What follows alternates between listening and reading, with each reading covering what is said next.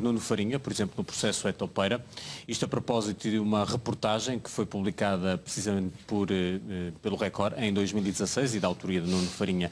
Quando fez essa reportagem, Nuno Farinha assistiu a uma reunião do Conselho de Administração do Benfica, onde teve assento Paulo Gonçalves, e aquilo que eu te queria perguntar, Diogo, é se concordas que esta presença, apesar de tudo, do Paulo Gonçalves, e que é relatada e que é retratada, se quisermos, nesta imagem que de resto estamos a ver, que está incluída neste tal artigo que vem no Ministério do Café, se isto é significativo, se é sinónimo de alguma coisa, é a pergunta que eu te quero colocar.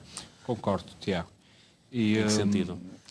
Mas deixa-me antes de destacar que trata-se de um excelente trabalho publicado na terça-feira, dia 23 de outubro, neste blog O Ministério do Café, e que aproveito para sublinhar. É um dos blogs que o Benfica está a perseguir, está a tentar obter a identidade de quem o gere, e que é um blog em que isto não são fake news, isto são factos devidamente comprovados e que qualquer um vai lá e vê que são factos e que têm documentos que os atestam. E este, de facto, é bastante interessante.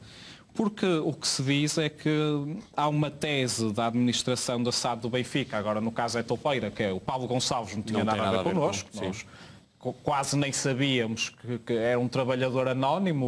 O grupo Benfica deve ter centenas de trabalhadores e na administração nem sabiam assim muito bem quem é que era o Paulo Gonçalves, muito menos sabiam o que é que ele fazia, e se ele andava a fazer malandrices era seguramente porque ele é que é um malandro e não era para benefício da SAD. E há aqui provas muito interessantes, até porque foram produzidas por alguém que atualmente integra a estrutura do Benfica, ou é pelo menos comentador da BTV, que é o Nuno Farinha, que nos dias 11 e 12 de junho de 2016 publicou então uma grande entrevista a Luís Filipe Vieira, em que resultou de 3 dias a acompanhar o dia-a-dia do presidente do Benfica, em que Nuno Farinha, por exemplo, tirou esta conclusão: o Vieira dedica-se a vários projetos e o Benfica absorve-lhe muito do tempo, mas isso faz com que domine tudo sobre o universo benfiquista. Por isso, a única hipótese de ele dominando tudo sobre o universo benfiquista, como o Nuno Farinha diz, não saber o que é que o Paulo Gonçalves andava a fazer, era de facto se Paulo Gonçalves fosse alguém absolutamente irrelevante na estrutura do Benfica. Tem-se feito passar essa imagem, é certo. Ele era assessor, quando nós sabemos que efetivamente ele era diretor jurídico do Benfica, não era assessor, era diretor jurídico do Benfica, não pertencia à administração, não tinha poder de decisão nenhuma, pois não. Mas a verdade é que nas reuniões da administração da SAD ele estava lá, e vimos isso naquela fotografia acompanhada por um texto que diz a estrutura sentada à mesa e que diz que ali, num encontro formal, mas em clima de amizade, decide-se tudo o que se relaciona com o futuro do clube, sobretudo futebol. Esta é a base da tão falada estrutura do Benfica. Esta é a base. E se virem com atenção a fotografia, vão ver lá Luís Filipe Vieira, vão ver lá Domingos Soares Oliveira, vão ver lá José Eduardo Muniz, o diretor financeiro do Benfica, que de resto é testemunha, no caso é Etopeira. O diretor exato, o Rui Cunha e Miguel Moreira. E o Paulo Gonçalves, lá está ele, junto da administração. Não veem, por exemplo, não veem Silvio Servá, que é vice-presidente, não veem Fernando Tavares, que é vice-presidente, não veem o Varandas Fernandes, que também é vice-presidente. E quando se tenta passar a imagem, não, quem manda no Benfica são esses membros dos órgãos sociais, esses é que são importantes. Não é verdade. Paulo Gonçalves era um diretor jurídico que tinha assento na SAD, nas reuniões do Conselho de Administração da SAD, e que estava presente e que colaborava na tomada das principais decisões do clube.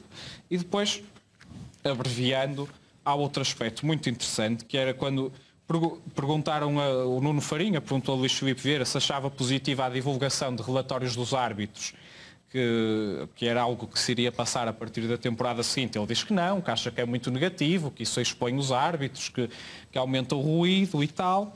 Mas, curiosamente, muito pouco tempo depois, estava... O Paulo Gonçalves? Aliás, muito pouco tempo antes, o Paulo Gonçalves tinha feito precisamente isso em fevereiro na Benfica TV, quando tinha divulgado um relatório de um árbitro, na altura, confidencial. E essa divulgação é muito interessante por dois motivos. O primeiro, porque mostra que o Paulo Gonçalves tinha acesso a um documento a que não tinha o direito de aceder e, por isso, alguma toupeira, como nós agora dizemos, não estou a dizer, não são estas toupeiras dos tribunais, nós sabemos que o Benfica tinha toupeiras na Federação, na Liga. Alguma toupeira passou esse documento ao Paulo Gonçalves e ele não tinha problema nenhum em exibi-lo na BTV. Por isso, o Luís Filipe Vieira sabia perfeitamente disto. O Luís Filipe Vieira sabia que o Paulo Gonçalves tinha acesso a estes documentos e sabia que ele os revelava na BTV. Por isso, estaria a par destes esquemas de transmissão de informação através das toupeiras. E depois há outro pormenor delicioso, que é, no dia seguinte, esse relatório é publicado. Onde? No blog do Hugo Gil.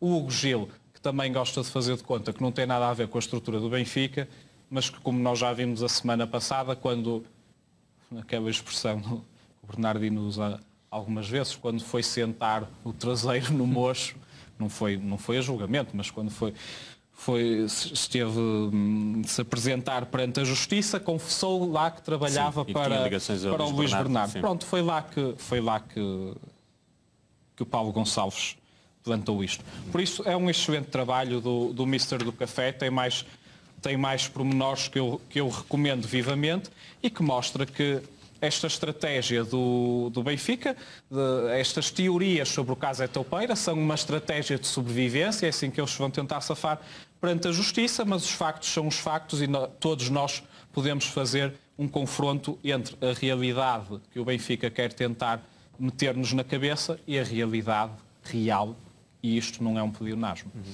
Bernardino?